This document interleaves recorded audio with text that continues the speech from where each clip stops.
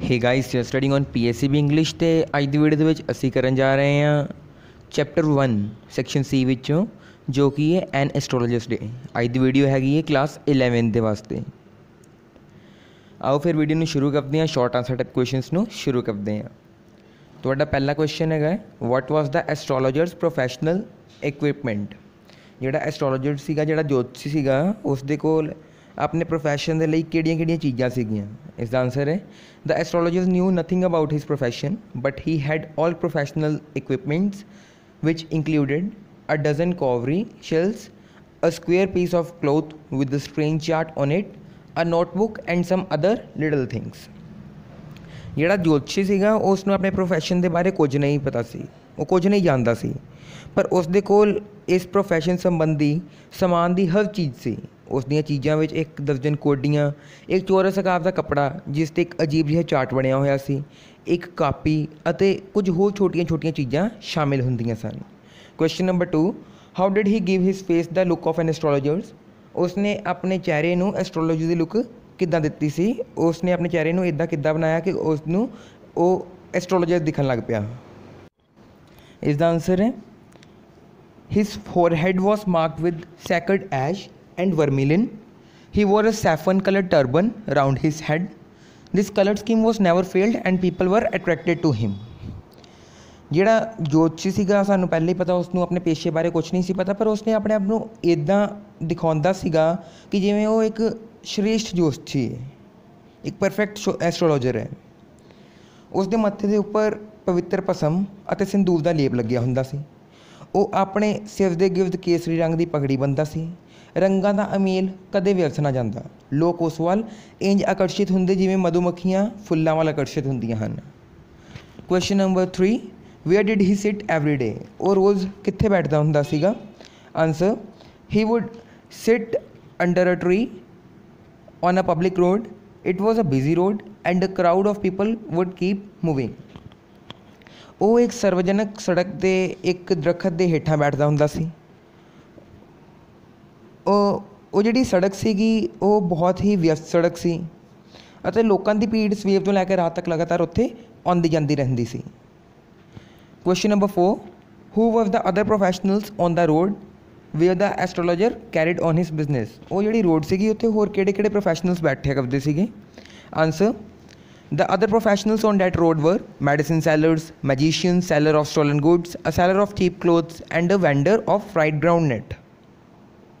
ਉਹ ਜਿਹੜੀ ਸੜਕ ਸੀ ਉਸ ਦੇ ਉੱਪਰ ਵੱਖਰੇ ਵੱਖਰੇ ਪ੍ਰੋਫੈਸ਼ਨਲ ਬੈਠਦੇ ਸੀਗੇ, ਜਿਵੇਂ ਦਵਾਈਆਂ ਵੇਚਣ ਵਾਲਾ, ਜਾਦੂ ਦਿਖਾਉਣ ਵਾਲਾ, ਚੋਰੀ ਦਾ ਸਮਾਨ ਵੇਚਣ ਵਾਲਾ, ਸਸਤਾ ਕੱਪੜਾ ਵੇਚਣ ਵਾਲਾ ਇੱਕ ਆਦਮੀ, ਨਾਲ ਹੀ ਨਾਲ ਇੱਕ ਭੁੰਨੀ ਹੋਈ ਮੂੰਗਫਲੀ ਵੇਚਣ ਵਾਲਾ ਇੱਕ ਛਾਬੜੀ ਵਾਲਾ ਵੀ ਉੱਥੇ ਬੈਠਦਾ ਹੁੰਦਾ ਸੀ। Question number 5 what was the different names given by the vendor of fried groundnut to his groundnut. ਜਿਹੜਾ ਮੂੰਗਫਲੀ ਵੇਚਣ ਵਾਲਾ ਛਾਬੜੀ ਵਾਲਾ ਸੀਗਾ ਉਸਨੇ ਆਪਣੀ ਮੂੰਗਫਲੀਆਂ ਨੂੰ ਕਿਹੜੇ ਵੱਖਰੇ ਵੱਖਰੇ ਨਾਮ ਦਿੰਦਾ ਹੁੰਦਾ ਸੀ। Answer every day he would call it Bombay ice cream, one day the next day he would call it Delhi almond, on the third day he would call it Raja's Delicacy and so on. ਜਿਹੜਾ ਛਾਬੜੀ ਵਾਲਾ ਸੀ ਉਹ ਗ੍ਰਾਹਕਾਂ ਨੂੰ attract ਕਰਨ ਲਈ ਆਪਣੇ ਵੱਲ ਨਿੱਤ ਨਵੇਂ ਨਵੇਂ ਨਾਮ ਜਿਹੜੇ ਸੀ ਆਪਣੀ ਗਰਾਊਂਡ ਨਟਸ ਨੂੰ ਦਿੰਦਾ ਹੁੰਦਾ ਸੀ, ਆਪਣੀ ਮੂੰਗਫਲੀਆਂ ਨੂੰ ਦਿੰਦਾ ਹੁੰਦਾ ਸੀ। ਕਦੀ ਉਹ ਇਸ ਨੂੰ ਬੰਬੇ ਦੀ ਆਈਸਕ੍ਰੀਮ ਕਹਿ ਦਿੰਦਾ ਅਤੇ ਕਦੀ ਅਗਲੇ ਦਿਨ ਫਿਰ ਇਸ ਨੂੰ ਦਿੱਲੀ ਦੇ ਬਦਾਮ ਕਹਿ ਦਿੰਦਾ, ਤੀਜੇ ਦਿਨ ਇਸ ਨੂੰ ਰਾਜੇ ਦੇ ਰਸਗੁੱਲੇ ਕਹਿ ਦਿੰਦਾ ਅਤੇ ਇਸੇ ਤਰ੍ਹਾਂ ਚੱਲਦਾ ਰਹਿੰਦਾ ਸੀ। Question number 6 what was the source of light used by the astrologer during evening hours. ਸ਼ਾਮ ਦੇ ਸਮੇਂ 'ਤੇ ਐਸਟ੍ਰੋਲੋਜਰ ਨੂੰ ਲਾਈਟ ਕਿੱਥੋਂ ਮਿਲਦੀ ਹੁੰਦੀ ਸੀ। Answer he used to work in the light from adjoining shops during evening hours. ਜਿਹੜੀ ਲਾਗੇ ਦੀ ਦੁਕਾਨਾਂ ਸੀਗੀਆਂ ਉੱਥੋਂ ਜਿਹੜੀ ਰੋਸ਼ਨੀ ਆਉਂਦੀ ਹੁੰਦੀ ਸੀ ਉਸ ਦੇ ਨਾਲ ਹੀ ਉਹ ਆਪਣਾ ਕੰਮ ਕਰਦਾ ਸੀ। Question number 7 how does Narayan describe the astrologer's knowledge of astronomy. ਜਿਹੜਾ ਨਾਰਾਇਣ ਹੈ ਆਰ ਕੇ ਨਾਰਾਇਣ ਇਸ ਸਟੋਰੀ ਦੇ ਜਿਹੜੇ ਰਾਈਟਰ ਨੇ ਉਹਨਾਂ ਨੇ ਐਸਟ੍ਰੋਲੋਜਰ ਦੀ ਜਿਹੜੀ ਨੌਲੇਜ ਹੈ ਉਸ ਨੂੰ ਕਿੱਦਾਂ ਡਿਸਕ੍ਰਾਈਬ ਕੀਤਾ ਹੈ। Answer the astrologer had no knowledge of astronomy, he knew as little of it as his customers. He did his job through guesswork and through common understanding of human psychology. ਜੋਤਸ਼ੀ ਨੂੰ ਜੋਤਿਸ਼ ਦੇ ਬਾਰੇ ਕੁਝ ਵੀ ਗਿਆਨ ਨਹੀਂ ਸੀਗਾ। ਉਸ ਨੂੰ ਇਸ ਦੇ ਬਾਰੇ ਓਨਾ ਹੀ ਘੱਟ ਗਿਆਨ ਸੀ ਜਿੰਨਾ ਉਸ ਦੇ ਗ੍ਰਾਹਕਾਂ ਨੂੰ ਸੀ। ਉਹ ਅਟਕਲਬਾਜ਼ੀ ਅਤੇ ਮਨੁੱਖ ਦੀ ਮਾਨਸਿਕਤਾ ਦੀ ਆਮ ਸਮਝ ਤੋਂ ਹੀ ਆਪਣੇ ਕੰਮ ਨੂੰ ਚਲਾਉਂਦਾ ਸੀ। ਪਹਿਲਾਂ ਉਹ ਕਿਸੇ ਗਾਹਕ ਨੂੰ ਘੱਟ ਤੋਂ ਘੱਟ 10 ਮਿੰਟ ਤੱਕ ਬੋਲਣ ਦਿੰਦਾ इस नाल उसनूं जवाब देने लई लोड़ींदी समग्री मिल जाती हुंदी सी। 80 चैप्टर दे विच यह चीज़ पढ़ी हुई है। Question number 8, what would the astrologer have done if he had continued to live in his old village? Astrologer ने की करना सीगा अगर वो अपने ओल्ड विलेज दे विच ही रहिंदा हुंदा?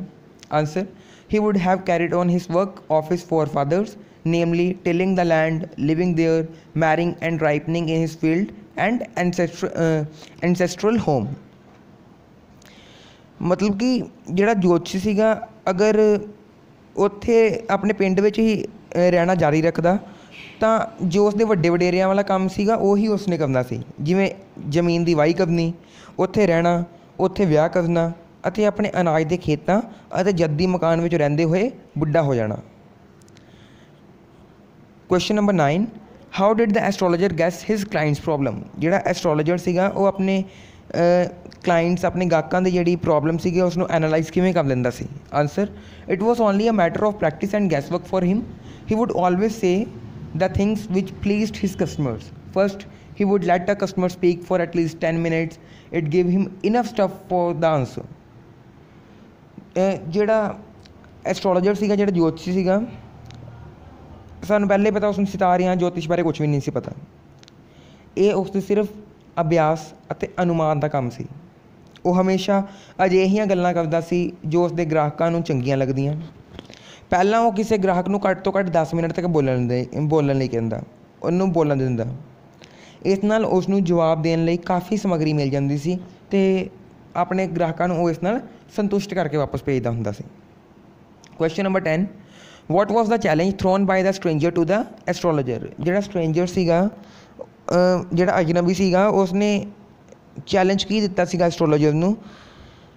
Answer, the stranger told the astrologer that he had some questions and for that he was ready to pay what he want. But he challenged the astrologer that if he was found bluffing, he would have to return money with interest।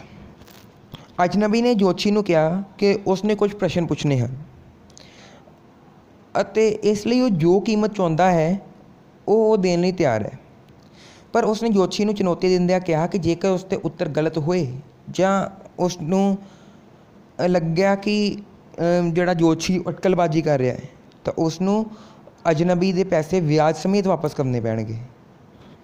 Question number 11, how could the astrologer rightly guess the past of the stranger? ਜਿਹੜਾ astrologer ਸੀਗਾ, ਜਿਹੜਾ ਜੋਤਸ਼ੀ ਸੀਗਾ, ਉਸਨੇ ਉਸ ਅਜਨਬੀ ਦਾ ਜਿਹੜਾ ਪਾਸ ਸੀਗਾ ਉਹ ਕਿੱਦਾਂ ਜਾਣ ਲਿਆ ਸੀਗਾ, ਕਿੱਦਾਂ ਬਿਲਕੁਲ ਸਹੀ ਗੈਸ ਕਰ ਲਿਆ ਸੀਗਾ? Answer, the astrologer already new the stranger. He was the same man, Guru Nanak, whom the astrologer stubbed a few years ago in the village। ਜੋਤਸ਼ੀ ਉਸ ਅਜਨਬੀ ਨੂੰ ਪਹਿਲੇ ਤੋਂ ਹੀ ਜਾਣਦਾ ਸੀ। ਉਹ ਉਹੀ ਆਦਮੀ ਸੀ ਜਿਸ ਦਾ ਨਾਮ ਗੁਰੂ ਨਾਨਕ ਸੀ, ਜਿਸ ਨੂੰ ਜੋਤਸ਼ੀ ਨੇ ਆਪਣੇ ਪਿੰਡ ਵਿੱਚ ਕੁਝ ਸਾਲ ਪਹਿਲਾਂ ਛੁਰਾ ਮਾਰਿਆ ਸੀ। ਉਸਨੇ ਉਸ ਆਦਮੀ ਨੂੰ ਇੱਕ ਖੂਹ ਵਿੱਚ ਧਕੇਲ ਦਿੱਤਾ ਸੀ ਅਤੇ ਉਸ ਨੂੰ ਮਰਿਆ ਹੋਇਆ ਸਮਝ ਕੇ ਉੱਥੇ ਛੱਡ ਆਇਆ ਸੀ। ਇਹੀ ਕਾਰਨ ਹੈ ਕਿ ਉਹ ਅਜਨਬੀ ਦੇ ਅਤੀਤ ਦਾ ਸਹੀ ਅਨੁਮਾਨ ਲਗਾ ਸਕਿਆ ਸੀ। Question 12, what did astrologer tell his wife?